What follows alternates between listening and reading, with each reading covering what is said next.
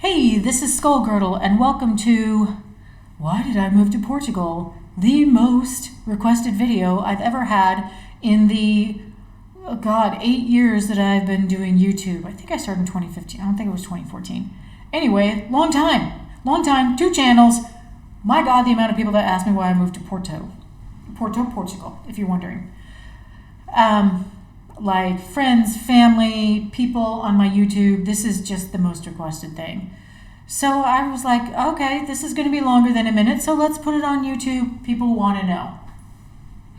If for some reason you're a hapless innocent who has stumbled across this channel with this weird lady talking about Portugal because you are in fact thinking about moving to Portugal, this is just my thought process. And generally this channel is actually a goth channel. I talk about goth stuff. I share goth activities I do. I interview goth bands. I do goth DIY, goth, all that has to do with the goth music subculture. Anyway, let's get on to the Portugal thing, right? So it actually starts from Germany because I went to Wave Gothic Treff in 2019. First time I'd gotten to go. Holy cow. If you're goth and you can get there, you should get there. It is overwhelming in a different way. Anyway, I have loved Europe since the first time I went in 2000. And it took me almost 20 years to get back because from the US it's very expensive to go to Europe. I mean, it's just very expensive. And I realized after I came back from that Wave Gothic, I was like, I just want to move there. I want to move there. Or if I can't move there, if I can't pull that off, I want to go back like every year, 5 times a year, as if anyone could afford that. But the seed was planted. A couple months later, I started interviewing bands and interviewed several European bands. And one of those bands was Noon, out of Portugal, Porto, Portugal. And I chatted with their singer quite a bit, and we became friends. And he shared some things about Portugal, and it just, kind of brought it to the front of your mind to see the beauty of this country. Yeah, most countries have something beautiful and something ugly, but there are many reasons that Portugal is a place where I feel now more at home than I did in Germany. And Germany was one of the first places I felt like I fit in, which is really interesting, and probably a whole nother psychological video. Anyway, so it got me to thinking about Portugal. But the only other decision I'd made was that I wanted to live in the EU. Of course, that knocks out England. That would have been so easy to have my native first language be the native first language of that country, but that was not to be. Which also knocks out Belfast, which the company I work for, because I still work for the same company. They allowed me to move here and work through a company called remote.com, which allows me to work under Portuguese tax laws and pay Portuguese taxes, etc., which I'm happy to do. Anyway, so looking at some of those things and realizing that those were not going to be part of the union because of Brexit, I was like, yeah, that's out. Okay, now what? Well, figure out, through talking to friends, they helped me figure this out, figure out what you want in a country. And I'm like, oh, okay, yeah. Well, what do I want? I want to live in a city that's close to a river. Every country in Europe. I want to live in a city that is close to mountains. Every country in Europe. I wanted to live in a city that had a lot of green. Okay, every country pretty much at least has one. Some of them, that's everywhere. And I don't ever want to live anywhere hot as Texas again. So that eliminated southern Greece and Italy. So there you go, I eliminated something.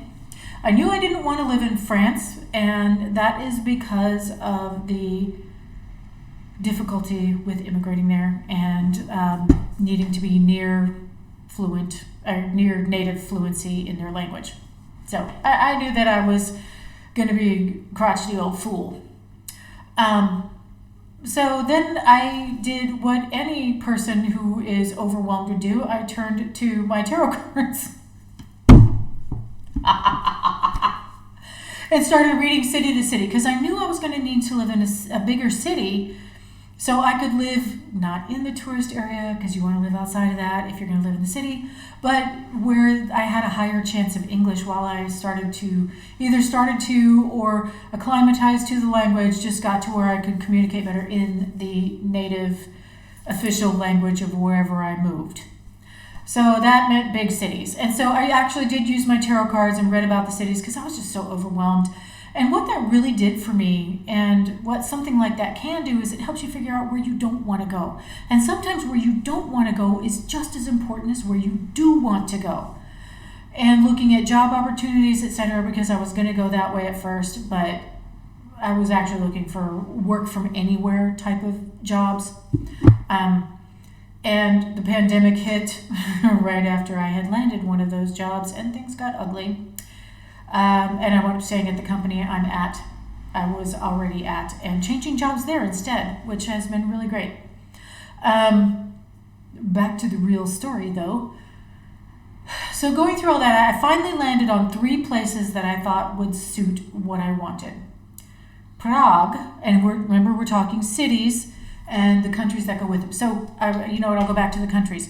The 3 easiest countries to move to, y'all. There have to be considerations of what's easy, what is going to be something that I can actually afford to move to, where is going to be somewhere that the cost of living is at least not a lot more than the U.S., and this is how I discovered that the U.S. is a very expensive place to live. What are the amenities available, etc., etc., etc. Now, one thing that didn't hurt with Portugal was in the running, because Portugal is probably the easiest place to move in Europe, but that came down to Portugal, Austria, and I think now it's Chechnya, I was looking through Czech Republic, Bohemia, etc. Anyway, I'd already checked my ancestral, which would be on my father's side. I'm 1 generation removed from Germany, so I didn't have that. That would have been so easy. And I didn't have the Bohemian, which is closer to Prague, on that family tree. And not only was I not able to move via ancestral, because I was 1 generation removed, but my family also is Bohemian, and after 1912, if your family was gone before 1912, then you're discounted from that as well. It's like, okay, we got a double whammy there, so I am not going to have an easy time moving there, or as easy, a super easy time. So my super easy options were just not. They just didn't exist. My mom's family is English, Welsh, Irish, and I don't know what else, and have been here for like 400 years. So yeah, that wasn't going to work out. That's a little bit too far to get that ancestral homeland. So I went for the countries that were easiest to move to, which were Austria. I think it's Chechnya now. If I'm wrong, please correct me. I don't know how old the last map I looked at was. And Portugal. The country least likely to have to worry about it being called the same thing is Portugal, because it is the oldest country in the world, the longest incorporated country. It's not necessarily the oldest region in the world, but let's just say they've been around for a while, and since something like 1139, it's been a country, and they are stable. They are still Portugal. Look at that. So through research, I started really digging in and looking at numbers. I wanted to know how much it was going to cost to live. What did the neighborhoods look like? What was the safety factor? And some of y'all probably know that was a really big one, because I'm a woman moving by myself, man. I'm not going to move somewhere where women get kidnapped regularly. So I think that Portugal just started to rise. It just started to rise because first of all, this country is set to be one of the first, if not the first, on fully renewable energy sources.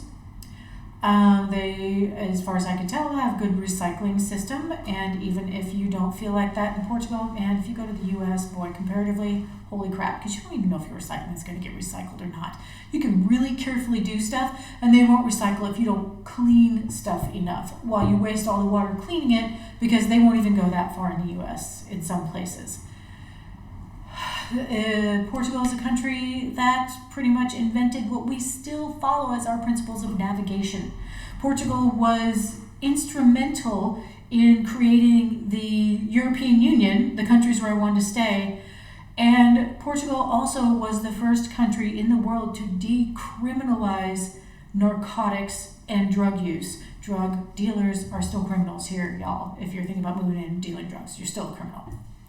those ideas, those thoughts of living in a place that has so much history and yet moves forward like that, with that juxtaposition, was so attractive to me that I can't even imagine that I was thinking of other countries. And while I realize that some of these countries that are very old and have had stuff there for thousands of years, I mean, India, have modern cities, etc., etc., there was just, I don't know, Portugal just feels like, and it shouldn't, it shouldn't, kind of like an underdog, like underappreciated. I personally think that people want to move here, and the reasons I see all the time are, oh, it's cheap, and people with their golden visas trying to buy their way in. I mean, I resent it, and I'm not even Portuguese.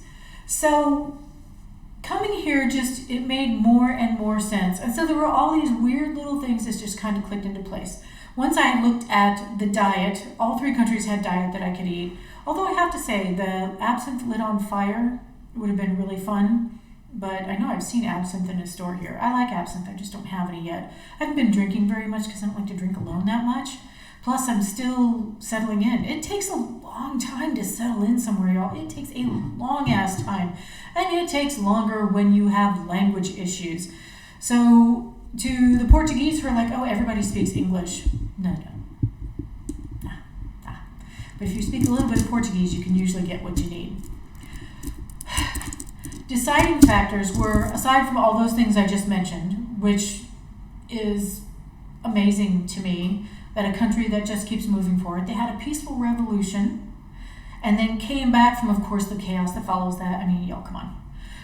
Came back from that to be innovative and to care for other people. The way they handled the COVID when it first happened, I can't say how it happened, how it was handled after that. I was just too traumatized by my own country.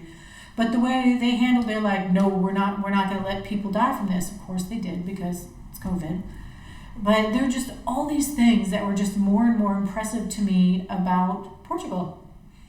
And then I looked into the diet and I was like, oh my God, it's an olive oil country. Yes! Because I love olive oil. I am the psycho who cooks everything in olive oil, including pancakes and if I'm doing baked goods, etc. And I generally use extra virgin olive oil. If I need it to not burn, I'll mix it with peanut oil. But between that and they're just masters of rice dishes here, geez Louise. What we call in the U.S. cold cuts, cold meat, sandwich meat, charcuterie, the food culture here is incredible and underrated, highly underrated worldwide, y'all. Just, oh my God, Portuguese bread, incredible. I realize if you play this on fast forward, the video is going to do this. But there's just a million reasons for me to move to Portugal. And so I started working towards that. And I've taken far too many language classes to still barely be able to speak. When you go somewhere where your language is not the first language, you're going to find out what auditory processing problems you have. Yeah. But for me, Portugal is not actually cheaper. It's not. And when I first started looking, the apartment I live in now probably costs about €400 more than it would have when I started looking in 2020, early 2021. So that's a thing. It was a little bit unexpected. And then to move here and realize that you're part of the problem because you don't know. From far away, you don't know. You don't know in your ignorance that you're coming here and you're working. I had to work with a realtor. I could get no one to answer me. I have dogs. I also could not get something furnished. But I really needed to be close to services and stuff because it's just me by myself. And so my apartment is wonderful, but it's expensive enough that your average Portuguese cannot live here. And by that, I mean everybody's apartment is expensive enough where your average Portuguese is getting priced out of their own city. So you need to take that into consideration if you're considering moving somewhere. You might want to check into some of that kind of stuff. The crush of people just immigrating is crazy. But, so reasons, if all you're looking for is like, what are the top 10 reasons, whatever. The reasons are this country is safe. And I still got the PTSD from living in a country that's not safe. Like walking alone at night as a woman, you are just a target. You are a target. People will fuck with you. People will yell at you. People might attack you just because you're alone. One thing here, I don't seem to receive any hate for being a fat person. Not in the area where I live, which is close to the Constituição in Porto, which also, if you see it called Porto, that just means the port. It is the port. It is where port wine comes from. It has to come from the Douro region. No, it's not port.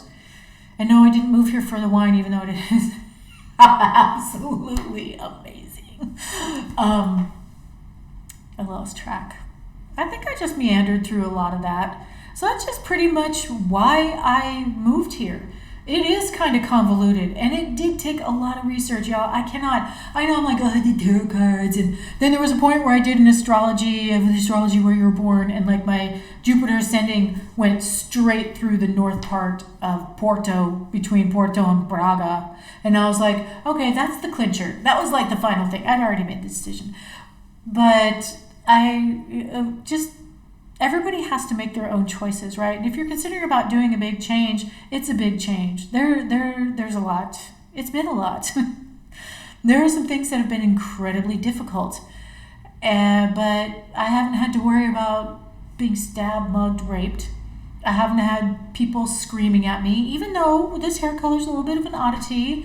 And, I don't have any eyebrows. I draw them on. I usually just wear these glasses so it looks like I have some eyebrows. Or it covers it up if I don't feel like putting them on. But yeah, Portuguese people are very kind. If something happens, if there is an emergency, they are gonna help you. They are gonna make sure your ass gets to the hospital. They may not invite you over for dinner and be your best friend right away. It takes time to make friends. But if something happens, if there is a danger, like one of my dogs fell off the balcony, y'all. I'm still traumatized by this. Somebody actually called the cops because my skinny old blind dog, I didn't know he could fit between the bars. So we've got a little porch screen cover now so he can't. Because my dogs like to be on the balcony. They like to be outside. Anyway, someone called the cops. So yeah, that was interesting. But because they cared about the animal's welfare. And there were 10 people trying to help make sure that my dog was okay. And the police actually, when they got here, and he was already standing up, and yes, he fell off. I'm only on the first floor, which there's ground floor and first floor here. He fell off the balcony, thinking he was going inside, just squeezing in the door. I'm still horrified by that. And he did not break a bone. He had one tiny contusion, I guess. He had one tiny scrape. We had a sonogram, went to the emergency vet, which was outstanding. It cost me €55 to take my dog in after hours and get a sonogram and be sent home.